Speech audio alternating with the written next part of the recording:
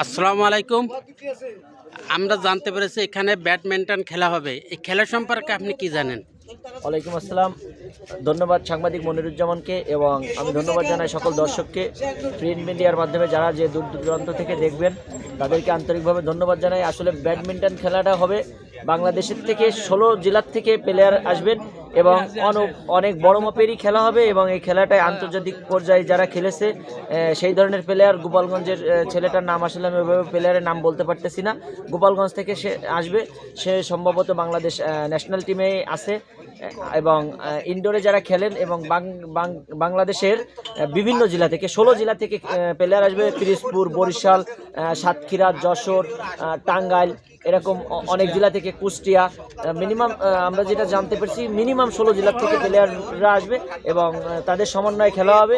খেলার আয়োজনের সবসময় বাগেরহাট জেলা ক্রীড়া অফিসার সার্বক্ষণিকভাবে দিক নির্দেশনা দিয়ে গেছেন এবং আজকে তারা মাঠ পরিদর্শন করে গেছেন এবং মাঠে এসে সকল প্রকার সব কিছু দেখে গেছেন এবং এখানে অনেক বড় মানের খেলাই হবে এবং অনেক সন্তোষপূর্ণ খেলা উপহার দিবে প্লেয়াররা, এটা আমি আশা করি।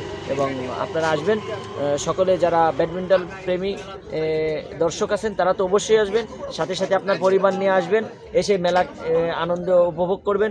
বিভিন্ন ধরনের রাইড আছে আমাদের এখানে। আসলে কোনো প্রকার বিশৃঙ্খলা হওয়ার কোনো সুযোগ নেই, কারণ আপনারা সবাই জানেন যে আমাদের যারা কর্ণধর জনাব ফরিদুল ইসলাম বাবলু সাহেব সাবেক সচিব এবং জনাব সিপিএ রফিকুল ইসলাম জগলু আঙ্কেল, ওনারা যে কত বড় মনের মানুষ এবং কত বড় মাপের মানুষ।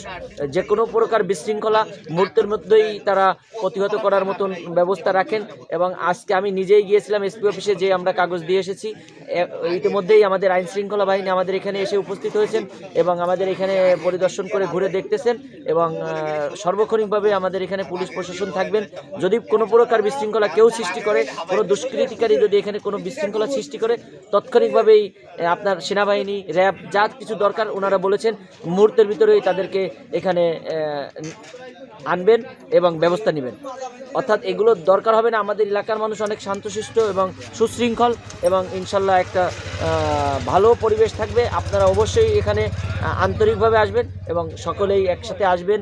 মা বোনেরা, ছেলে মেয়ে যে যেখানে আসবেন নিরাপদভাবে আপনারা এখান থেকে বাসায় যাবেন, সেই নিরাপদের ব্যবস্থা আমরা সবাই করব ইনশাল্লাহ। সবাইকে ধন্যবাদ।